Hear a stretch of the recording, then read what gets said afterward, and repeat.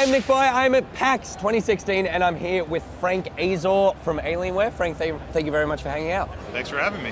So talk to me, welcome to PAX Australia, first of all. Thank you. First one. First time in Australia? My first time in Australia, yeah. Talk to me about the challenges of showing off hardware at a convention like this. I mean, we do it so often now. I mean, we're at pretty much every PAX show around the world. We're at China Joy, we're at Tokyo Game Show, we're at Gamescom, we're pretty much everywhere. So we're kind of used to the challenges, but no matter how well you prepare for everything, something always goes wrong.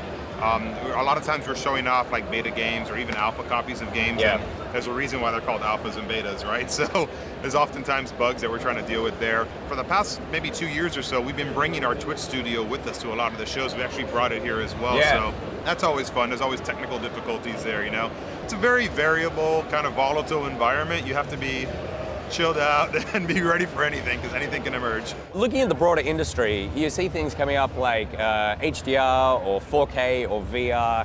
How frustrating for you is it when these things sort of pick up and you're needing to shove it in all your new hardware? It's challenging. HDR especially is challenging because the HDR spec is very loose when it comes to PCs. I mean, there's a very well-defined HDR spec on TVs, but on the PC side, it's kind of a mess. So we're a little concerned because a lot of people are going to come out and they're going to start saying everything's HDR, and it's going to be pretty disingenuous. So we've calibrated on what we believe true HDR is. When we come out with our announcements, we're going to go stand by. Look, this is what HDR means to us, and here's how the experience is pretty awesome with our HDR thing. But it's going to get a little sloppy out there. 4K has been a lot simpler, but 4K has introduced some issues as well. You have people still using old HDMI cables and not understanding why, the graphics card, the HDMI cable, the display, all the variables between them and stuff. And if you're not using our high bandwidth cable, it won't work correctly. And then the last thing we think of is the cable is the problem. It's actually like you just had, no-brainer thing, because right? You've had HDMI cables for like 6 years lying around the house. So you run into a couple issues with that. But look, the reality is the benefits so much outweigh the challenges and everything of it. So you look at HDR games look awesome, HDR content looks awesome.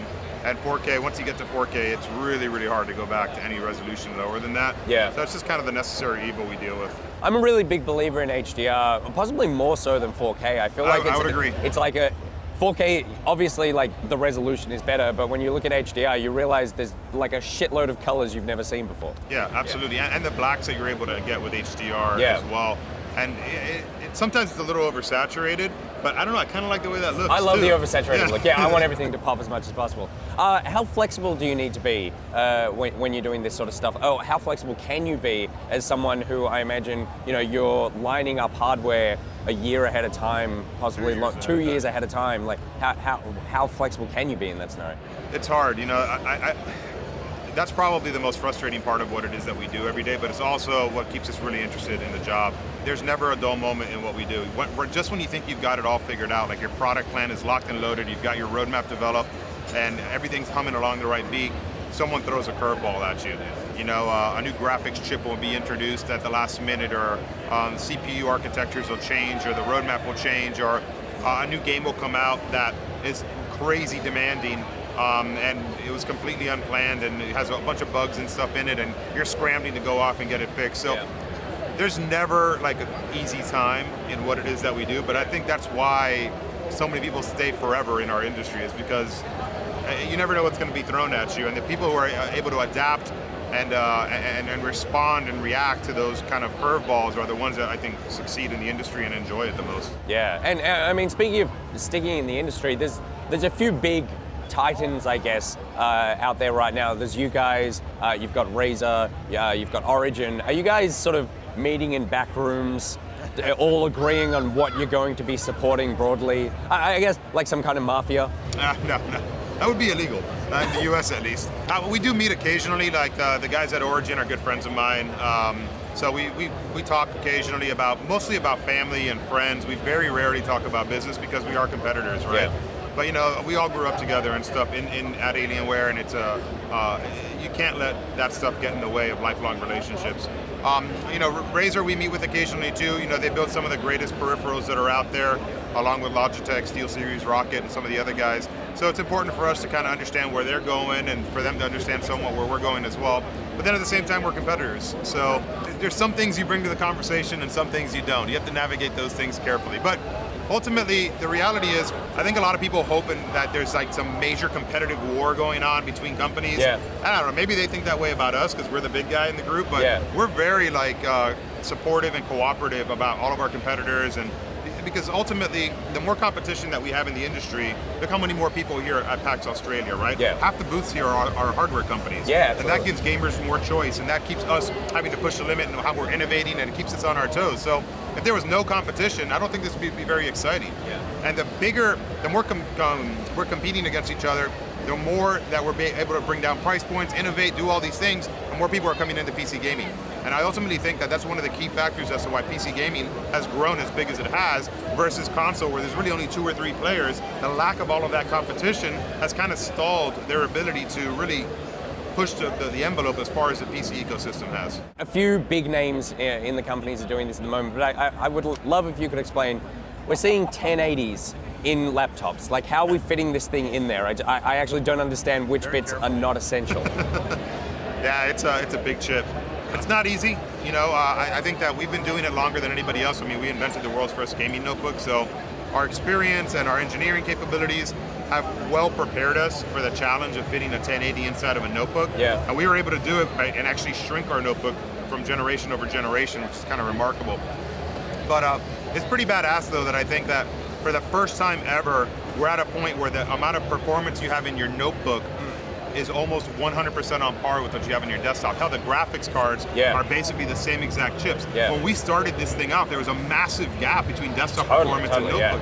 And we've shrunk it and shrunk it and shrunk it, and Alienware's been a lot at the forefront of that, and we've finally gotten it to the point where it's at now, where they're basically on par. I mean, the deltas are minimal. When we're talking about particularly laptops, I figure that we're, like you said, we're almost at this point where the graphics are just on par. What is the next big challenge for the laptop, hardware-wise, to bring it on parity with the PC? It's a similar challenge we've been facing for the last 10 years.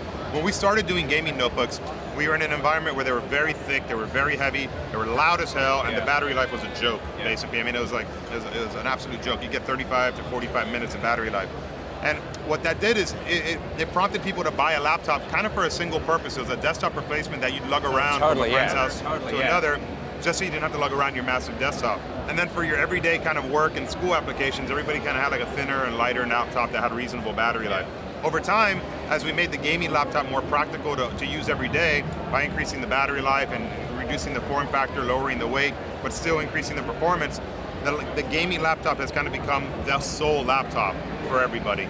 But there's still a ways to go. It's just us continually trying to raise the bar around how do we optimize power, how to reduce weight, but how do we do it without compromising the gaming experience? And it's tough, but it's what keeps us here. Is battery the biggest thing you feel like is holding it back? Like if you could magically make something in your laptops work just way better than it currently does, like what would it be? Is it I'd pull out like 2 kilos of weight out of the laptop. Right, okay, yeah. And I mean, so it's basically just parts floating there in midair. Because the thing is, so we got like a 180 watt graphics card, right? Then you got a 45 watt CPU. It's a lot of power, it's a lot of heat. So you got to cool that stuff off. And the way we cool it off today is with metal. Yeah. We use copper, and then you need to use fans. And the bigger that stuff is, the more copper you need and the more fans you need to dissipate the heat. But that unfortunately comes at the cost of weight. And then you need to have a battery that's going to give you the 10 hours of battery life. We use a 99 watt hour battery. It's the largest battery we're allowed to put in a laptop before the FAA says you can't put it on an airplane. That thing weighs like over a pound, just the battery itself, you know? So it all adds up, and you add all these components to cool it off, to power the thing, to give it good battery life, and it just, the laws of physics kind of get in your way, and you end up with this big heavy beast. So the laws of physics are the thing you would love to remove in your next laptop. Yeah, maybe in virtual reality we can make laptops of whatever size we want because there are no laws of physics. But for the real world right now, we got some rules we got to play within, and yeah, if I could bend those rules a little bit further, that'd be pretty great.